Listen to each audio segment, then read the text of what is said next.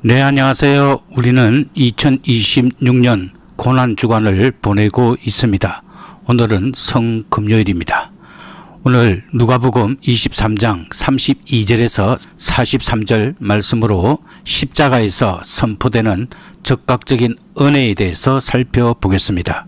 오늘 우리는 교회력 가운데 가장 엄숙한 날인 성금요일에 십자가 앞에 서 있습니다. 성금요일은 단순히 예수님의 고난을 기억하는 날이 아닙니다. 이 날은 하나님의 구원이 가장 선명하게 드러난 날입니다. 겉으로 보면 십자가는 실패처럼 보입니다. 십자가는 로마 제국의 처형 도구이며 종교 지도자들의 조롱이 울려 퍼지는 자리입니다. 그러나 복음서는 십자가는 심판의 자리가 아니라 죄인을 살리는 복음의 자리라고 우리에게 말합니다. 특히 오늘 본문은 십자가 위에서 일어난 사건을 통해 복음의 세 가지 핵심 진리를 보여줍니다. 첫 번째는 십자가는 용서가 먼저 선포되는 자리입니다. 누가복음 23장 34절을 보면 예수님은 십자가 위에서 이렇게 말씀하십니다. 아버지여, 저들을 사하여 주옵소서. 자기들이 하는 것을 알지 못함이니이다. 이 말씀을 조금 더 정확하게 살펴보면 여기에는 매우 중요한 세 가지 신학적 요소가 담겨 있습니다. 먼저 아버지여 라는 말씀을 살펴보겠습니다. 이것은 바로 중보자로 서신 아들의 기도입니다. 예수님은 하나님을 아버지라고 부르십니다. 이 호칭은 단순한 관계 표현이 아닙니다. 이것은 아들이 아버지께 드리는 중보의 기도입니다. 지금 예수님은 단순히 고통받는 인간이 아니라 죄인을 대신하여 하나님 앞에 서 있는 대제사장으로 기도하고 계십니다. 즉 십자가는 단순한 처형의 자리가 아니라 중보의 자리입니다. 예수님은 죄인과 하나님 사이에서 그들을 용서해 주십시오라고 강구하십니다. 이제 두 번째인 사하여 주옵소서를 살펴보겠습니다. 이는 현재도 진행되는 용서의 요청입니다.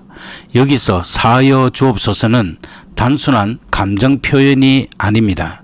이것은 하나님의 법정 앞에서 드리는 용서의 강구입니다. 중요한 점은 이 기도가 언제 드려졌느냐입니다. 사람들이 회개했을 때가 아닙니다. 눈물을 흘렸을 때도 아닙니다. 아직도 조롱하고 못 받고 있는 그 순간입니다. 이것이 복음의 핵심입니다. 용서는 인간의 변화 이후에 오는 것이 아니라 그리스도의 중보에서 먼저 시작됩니다. 루터교회는 이것을 분명하게 가르칩니다. 회개는 용서를 얻기 위한 조건이 아니라 용서가 주어졌을 때 일어나는 열매입니다. 이제 세 번째인 저들을 이라는 말씀은 바로 용서의 범위가 누구인가를 말씀하고 있습니다. 예수님은 저 사람이 아니라 저들이라고 말씀하십니다. 여기에는 군인들, 종교 지도자들, 군중들 모두가 포함됩니다. 더 나아가 이 표현은 단순히 그 현장에 있던 사람들만을 의미하지 않습니다. 성경 전체의 맥락에서 보면 이 저들 안에는 우리도 포함됩니다. 왜냐하면 우리의 죄 역시 그리스도를 십자가에 못 박은 죄이기 때문입니다. 따라서 이 기도는 역사적 사건을 넘어서 모든 죄인을 향한 중보 기도입니다. 네 번째는 알지 못함이니다에 대해서 살펴보겠습니다. 이것은 죄의 본질에 대한 선언입니다. 예수님은 그들의 죄를 가볍게 여기지 않으십니다. 오히려 죄의 본질을 정확히 드러내십니다. 자기들이 하는 것을 알지 못함이니이다. 이 말은 단순한 무지의 문제가 아닙니다. 성경에서 알지 못한다는 것은 영적 무지를 의미합니다. 즉 인간은 자신이 무엇을 하고 있는지조차 모른 채 죄를 짓는 존재입니다. 이것이 바로 율법이 드러내는 인간의 상태입니다. 우리는 죄를 알면서도 짓지만 동시에 얼마나 깊은 죄인인지도 모릅니다. 그래서 인간은 스스로를 구원할 수 없습니다. 따라서 하나님의 은혜는 항상 먼저입니다. 이 짧은 한 구절은 복음의 질서를 완전히 드러냅니다. 우리는 종종 내가 먼저 회개해야 하나님이 나를 용서하신다고 생각합니다. 그러나 십자가는 하나님이 먼저 용서하셨기 때문에 우리가 회개하게 된다라고 말합니다. 즉 하나님의 사랑은 우리가 사랑받을 만 해서 시작된 것이 아니라 하나님이 먼저 사랑하셨기 때문에 시작된 것입니다. 이 말씀은 오늘 우리에게 무엇을 의미합니까? 우리는 여전히 부족합니다. 여전히 죄와 싸웁니다. 여전히 넘어집니다. 그럼에도 불구하고 예수님은 십자가 위에서 아버지여 저들을 사하여 주옵소서라고 기도하셨습니다. 이 기도는 과거의 기도가 아니라 오늘 우리를 향한 복음입니다. 그리고 두 번째는 십자가는 인간의 죄된 마음이 드러나는 자리입니다. 누가복음 23장 39절을 보면 달리인 행악자 중 하나는 비방하여 이르되 내가 그리스도가 아니냐 너와 우리를 구원하라 라고 기록되어 있습니다. 특별히 여기서 비방하다라는 표현은 단순한 말이 아니라 조롱하며 모욕하는 태도를 의미합니다. 이 강도는 고통 속에서도 회개하지 않았습니다. 오히려 끝까지 자기 중심적인 요구를 합니다. 내가 그리스도라면 나를 이 상황에서 구해보라. 이것이 죄인의 본질입니다. 하나님을 믿는 것처럼 보이지만 실제로는 하나님을 이용하려는 마음입니다. 그러나 다른 강도는 다르게 반응합니다. 내가 동일한 정죄를 받고서도 하나님을 두려워하지 아니하느냐라고 말합니다. 여기서 중요한 표현은 하나님을 두려워한다는 말입니다. 이것은 단순한 감정이 아니라 하나님 앞에 서 있는 존재로서의 자각입니다. 그리고 이어서 이렇게 고백합니다. 우리는 우리의 행한 일에 상당한 보응을 받는 것이로되 이 사람은 행한 것이 옳지 않은 것이 없느니라고 고백합니다. 여기에는 세 가지 고백이 담겨 있습니다. 첫 번째는 자기의 죄를 인정하는 것입니다. 우리는 마땅히 받을 형벌을 받는다라고 자기 죄를 인정하는 것입니다. 그리고 두 번째는 이 형벌은 정당하다라고 고백하는데 이는 바로 하나님의 공의를 인정하는 것을 말합니다. 그리고 세 번째로 이 사람은 죄가 없다는 고백에서 그는 예수님의 무죄를 인정하고 있습니다. 이것은 바로 하나님 앞에서 자신을 제대로 보는 것입니다. 율법은 사람을 좋게 만드는 것이 아니라 자기의 의를 무너뜨립니다. 변명하지 않게 하고 핑계하지 않게 하고 결국 이렇게 고백하게 만듭니다. 나는 죄인입니다. 그리고 이 강도는 거기서 멈추지 않습니다. 그는 예수님께 예수여 당신의 나라에 임하실 때에 나를 기억하소서라고 말합니다. 이 고백은 매우 놀랍습니다. 왜냐하면 지금 예수님은 왕처럼 보이지 않기 때문입니다. 십자가에 달려 있고 사람들에게 조롱당하고 있으며 아무 능력도 없는 것처럼 보입니다. 그럼에도 불구하고 이 강도는 십자가 위에 예수님을 왕으로 믿습니다. 이것이 믿음입니다. 믿음은 상황을 보고 생기는 것이 아니라 말씀의 약속을 붙드는 것입니다. 믿음은 바로 이것입니다. 그리고 세 번째는 십자가는 즉각적인 구원이 선포되는 자리입니다. 예를 들면 법정에서 판사가 무죄라고 선언하면 그 사람의 상황은 즉시 바뀝니다. 그는 아직 집에 가지 않았습니다. 아직 문을 나서지도 않았습니다. 그러나 그의 신분은 이미 바뀌었습니다. 마찬가지로 예수님이 오늘 낙원에 있으리라 라고 선언하신 순간 그 강도는 이미 구원받았습니다. 강도의 마지막 고백에 대해 예수님은 이렇게 응답하십니다. 내가 진실로 내게 이르노니 오늘 내가 나와 함께 낙원에 있으리라고 응답하십니다. 이 짧은 한 문장 안에는 복음의 세 가지 핵심이 담겨져 있습니다. 먼저는 오늘이라는 말씀입니다. 이는 구원은 단순한 미래가 아니라 현재임을 말씀하는 것입니다.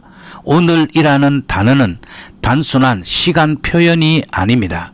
이것은 복음의 시간성을 드러내는 선언입니다. 우리는 흔히 이렇게 생각합니다. 조금 더 변화되면, 조금 더 거룩해지면, 나중에 하나님께 가까이 가면.